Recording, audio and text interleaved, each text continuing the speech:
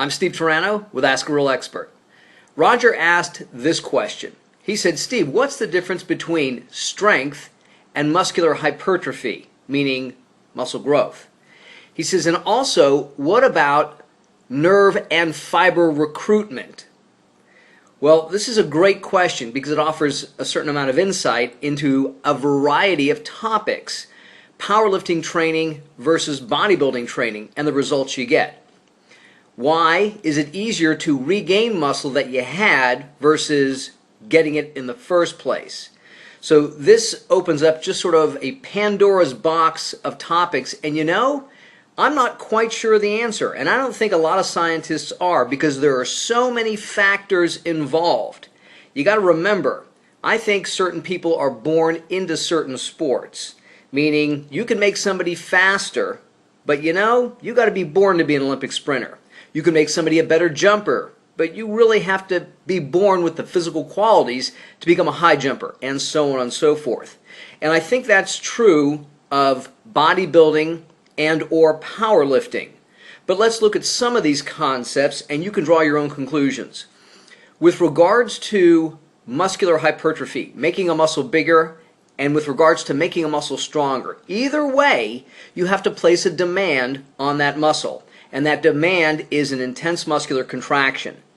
Now the difference between powerlifting and bodybuilding is how many of those contractions are you going to use?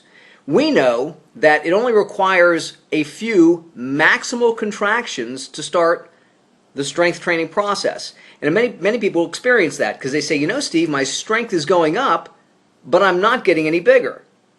And that's very similar to how a powerlifter trains. And again, I'm not a power lifter, I just have some of those wacky, crazy guys at the gym. But they don't do tremendous volumes of work. They get in there and they do bench press. They may have, this week, we're doing 8 reps, and next week we're doing 6 reps, and next week we're doing 4 reps, and they pyramid their sets. But they don't do as much volume work as, let's say, a bodybuilder who's going to do 5 sets of bench press, 4 sets of incline bench press, dumbbell flies, cable flies. So the volume is different.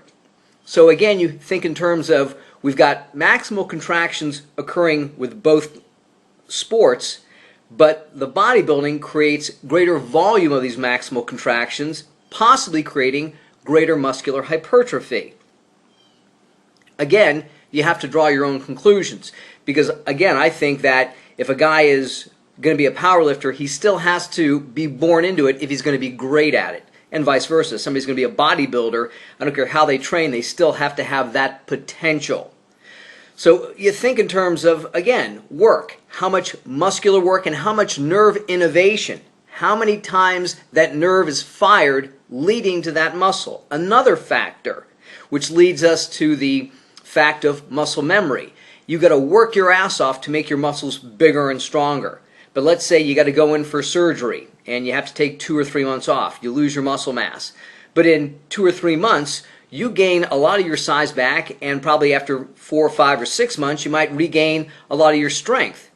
And that initial size took 4 or 5 years to gain. Why is that? One of the theories is that the neural pathways, meaning the nerve pathways to that muscle, have memory, that it's already been established. I mean, I can flex my bicep, but the fact that I lifted weights and barbells and dumbbells, it really intensified or set that neural pathway, causing a greater muscular contraction. And it happens much more effectively, it happens much more readily. Almost think of it as gaining coordination.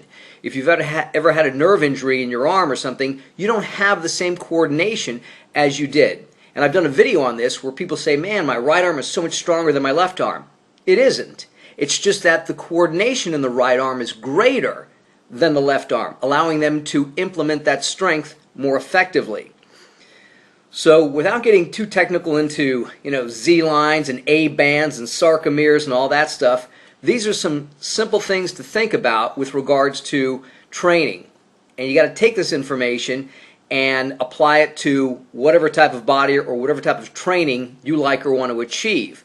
But either way, powerlifting, bodybuilding, you do have to overload the muscle, creating a greater muscular contraction, creating greater muscular growth and strength.